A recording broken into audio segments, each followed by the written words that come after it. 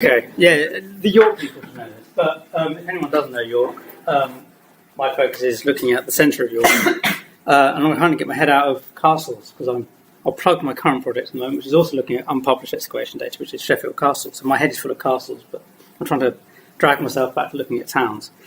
So the talk I want to do today is thinking about research that actually came out of a PhD done at the University of York, and Alex kind of said this would be really good for this conference. So my PhD was looking at a longue durée approach to unpublished excavation data. Originally my PhD was meant to go the other way. It wasn't meant to be looking for Normans at all. But once I found the Normans, I couldn't stop looking for them. So I kind of got stuck with Normans. So I want to kind of, through this talk, kind of think about looking for Normans in the urban landscape, some of the issues and concerns, touch on the methodologies then, and some of the evidence that I got by taking a more integrated approach to using unpublished excavation data from grey literature, and even back, as I said, this is from the 1980s. So how that helps us think about Normans and how the kind of the questions that then raises about how we understand urban landscapes and urban development in the 11th and 12th century. Half my slide doesn't appear. Why does that not work? My slide looks completely different on my screen to on there. Oh, yeah. But you can see. Digital events. Is it kind of working? I don't know. Is it that one? Yeah, it's kind of working. Isn't it? Yeah, you're all right. You're all right. You're okay. Anyway, so thinking about the Normans then. So the material impact, I couldn't think of a good picture, and I was told I had to have catchy pictures, so unfortunately a Lego Norman Knight was the best I could come up with. But what is the impact of the Normans on an urban landscape? So some urban centres are well studied, and we kind of expect the Normans, so London, the boroughs like Southampton, Norwich, etc., that have kind of a known French presence are well studied. There's archaeological evidence to kind of support it. There are distinctions like Ben's work, Southampton, showing the distinctions between pottery cultures of the French and the English boroughs. The recent work that was published from the Millennium Excavations at Norwich, which I worked on many years ago, that's been published as well and shows kind of the development of the Norman boroughs. But there's also lots of questions about the new boroughs, so all of kind of building on Maurice Barris's work, the stuff that especially people like Keith Lilly has been doing over at Queen's as a historical geographer, looking at the rise of Norman towns. But it kind of gets you thinking about what about the towns that we don't really expect to find a Norman presence, York being one of them. We'll come on to that a bit more in a moment. But we don't really think of York or other kind of older, well-established former Roman towns as having, shall we say, a Norman presence. But that doesn't mean that they're not there. So, questions I was kind of thinking about. So, we kind of have to go back to thinking about, well, what is the potential then of exploring archaeological archives? Well, one of the problems with modern commercial archaeology, if you do a look through the ADS Grey Literature libraries, you'll find that the 11th and 12th centuries is largely missing from a lot of more recent reports. And the reason for that is that we don't often get down to those levels. The 11th and 12th centuries in the town is often a long way down. I think in 10 years of working for York Archaeological Trust, the number of sites that found 11th and 12th century deposits, you can count on one hand. Of those deposits that we did find, they're normally keyholes or small little interventions, which means trying to understand the pattern of how that intervention that's found something that's 11th century fits into the bigger urban picture can't really be explored. We can't get our heads around it. But if we go back into the archives, depth restrictions weren't so much of a problem. You know, digging a 3-metre deep hole with no shoring, hey, that's no problem. We can do that. It's fine. Look. Whereas now it's like you get below 1.20 metre and it's health and safety nightmare. You can't do anything with it. So if we go back, we've got the potential to get those bigger, larger, deeper holes that tell us potentially something about the 11th and 12th century. But often we're not looking for it because, you know, medieval is brown squidge. We don't worry about that. We want the big solid walls of the Romans. You know, we don't want the bit in between the Romans and everything else. But that doesn't mean that it's not hiding in there somewhere. We also have to think about kind of a methodology, because if we're looking at in the past, we're dealing with archives that maybe are not quite as conducive to being looked at by modern techniques, shall we say. We also have to think about the material culture. So this is where interdisciplinarity comes in. It's not just a matter of looking in the archive. You need to think about the people you need to help you look at that archive, to interpret it, to bring out the material culture, to bring out all the kind of the nuances of the data set. So I kind of took it down the road of its spatial data and its material culture data to try to understand the impact of Normans in the town, you need to think about it from a perspective of bigger landscapes. You can't just look at a tiny trench in the ground. You need to look at that trench in the context of where it is and how it then relates to the wider urban landscape. So that means bringing in lots of different sources. So ordnance survey maps, other historical mappings, archaeological site plans, documentary records, looking at the whole range of the material culture from pottery, tile, domestic waste, industry, and anything else you can think of. And then the challenge is then, once you've kind of thought about all these things, how do you integrate, how do you draw all of that data together to try to tell a different story, to challenge established or embedded ideas about urban development? So that's kind of the question. That's kind of sets the scene for it. So my PhD focused on those red streets, so smack in the core of medieval York. Now, this area had quite a lot of redevelopment. That photograph, as I said, was 1988. So a lot of kind of slummy buildings were demolished, lots of other buildings were cleared through, which opened up a whole range of excavations that were done by, luckily, one unit, York Archaeological Trust. And so my PhD was collaborative with them because they got something out of it. They got their archive looked at, I got something out of it, and I got a PhD. Yay, everyone won. So within that, of course, I was looking at it from a long career as a field archaeologist. I was looking at it from the kind of the excavation records. Luckily, the trust lent me all their find specialists, but we didn't get to look at all of the finds because it was just beyond PhD. So we looked materially at the pottery, the tile, and the small finds. So a lot of the stuff that I think would be really exciting, I didn't know we have it, with the animal bone, which we didn't get looked at, unfortunately, but that's another story. But it allowed us to raise those questions of chronology, so we were able to actually pin it down. I said I wasn't looking for it. My PhD was originally meant to go 1,000 years the other way. It was meant to be from conquest to post-medieval, looking at this quarter, but the archaeology wasn't there.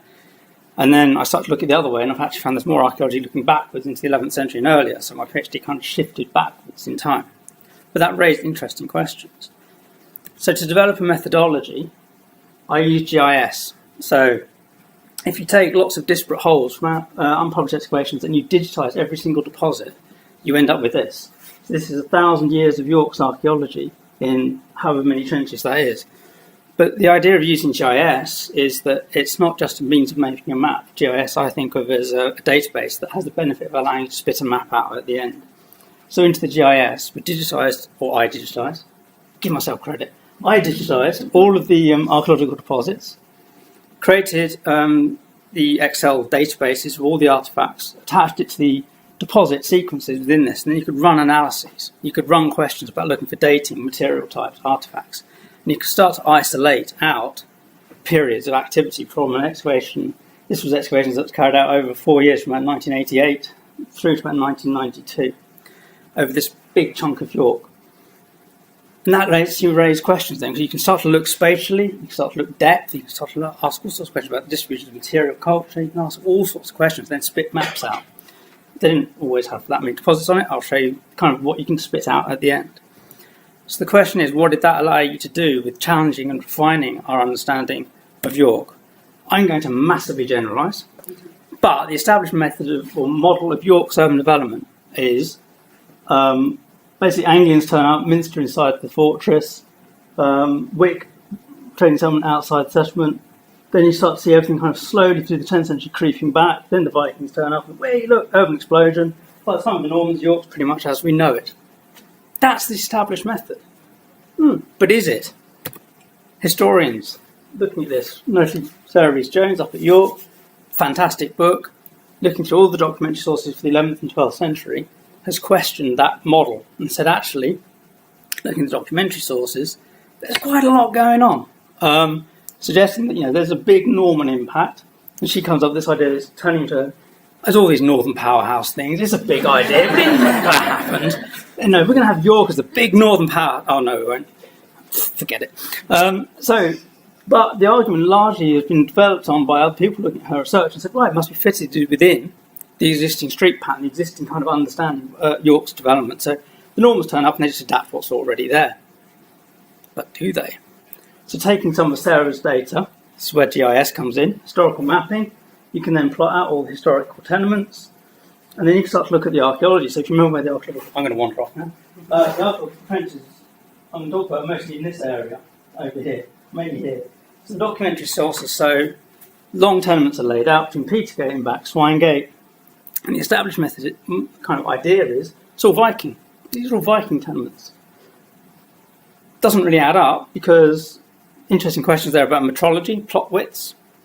Some work has been done by Patrick Ottaway up in York, which has said he's gone around and measured all the plot widths in York. There's a niche field for him.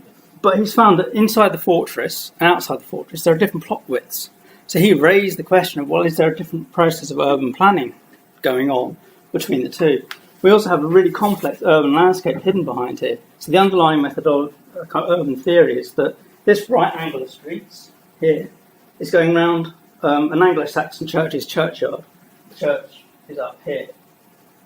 So you've kind of got an Anglo-Saxon church, that's the theory. This is the street going around cemetery. I could go on for hours, but I'm not going to. And then this street pattern is all kind of just adjusted by them. But what the historical sources are actually saying is that actually the road is probably over here.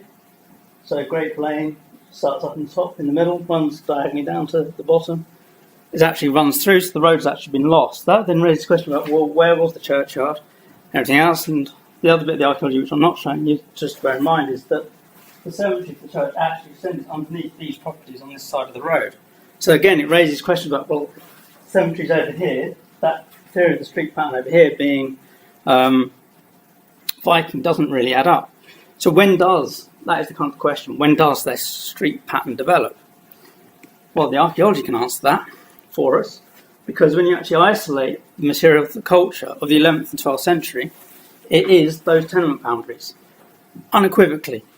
Everything from every feature that is in that has no date earlier than somewhere around 1100 AD through to about 1200. Everything you see on there is that date range. So it's actually saying that the laying out and the reorganisation of the Roman fortress owes much more to the 11th and 12th century than it does to the Vikings of the 9th and 10th century. Quite controversial, maybe. Some people didn't like that idea. But it does raise the question. But now it means that we can actually think about the material culture. It raises questions that we can think about in relation of what's going on inside the fortress as to what's going on outside it. More research needed.